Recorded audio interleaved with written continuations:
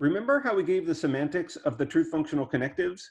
We did little truth tables where we told you how to compute the truth function of a sentence like P and Q on the basis of the inputs P and Q. That table, that truth table, gave you the meaning or the semantics of those symbols. Well, could we do something similar with the quantifiers? We have to tell you, formally speaking, how these things work. What are the semantics of quantifiers for our new formal system, FOL? Well, could we do it with the truth table? In fact, we cannot. There is a problem. Here's one way to think about the problem.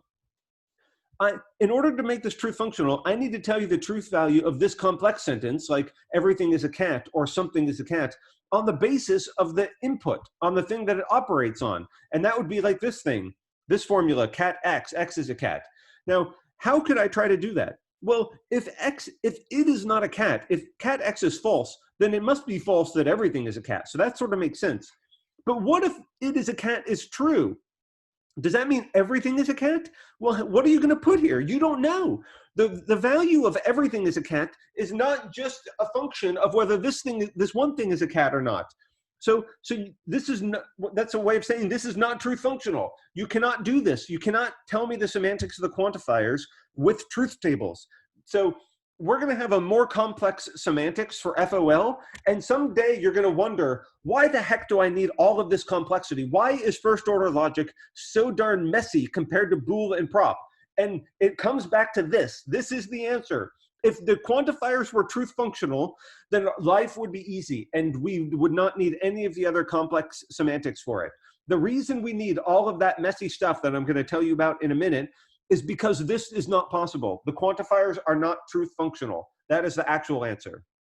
Okay, the problem is even deeper than I've told you so far. This is one way of thinking about the problem, but you might have realized there's a deeper problem too, because this is not a sentence. This has a free variable. So this thing doesn't even have truth value in the first place, because this is not an atomic sentence. So it's overdetermined why the quantifiers are not truth functional.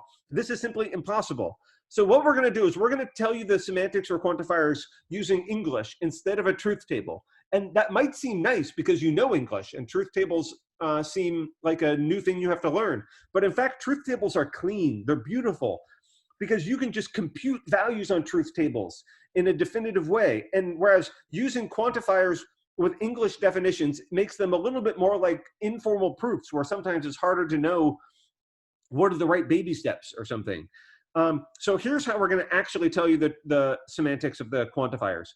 So when is for all x cat x true? When is this thing true? If and only if this is just my biconditional, every object is a cat. So notice what I'm doing. I'm using a quantity claim in English, the word every, to tell you when the sentence in FOL is true or false. Now this might sound circular. So the first time people see this, they think it's completely cheating, but it's not. Because remember, formal systems, logical systems like FOL are models we create. And of course, we already know English. We're allowed to use English in order to create this. I've been using English for this whole quarter telling you how to use the formal system. So it's not cheating to use English to tell you how to create a formal model. Now, it just seems like cheating because I'm doing something very direct here. But in fact, I can promise you this creates no circularity problems or any deep issues. So X exists in X cat X is true just in case there is some object that's a cat. Now, you might think that this every claim, what does every mean in English here?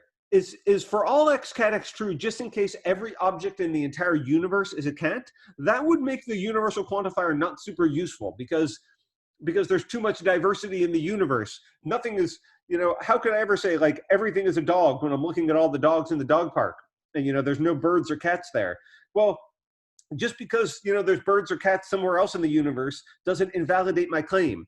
We just need to know what we are talking about. So quantifiers actually, there's one more aspect to the semantics of quantifiers, which is, then this is the thing that starts to make them messy. What we need is we need to talk about a domain. A domain is a set of objects that my quantifier ranges over or is talking about.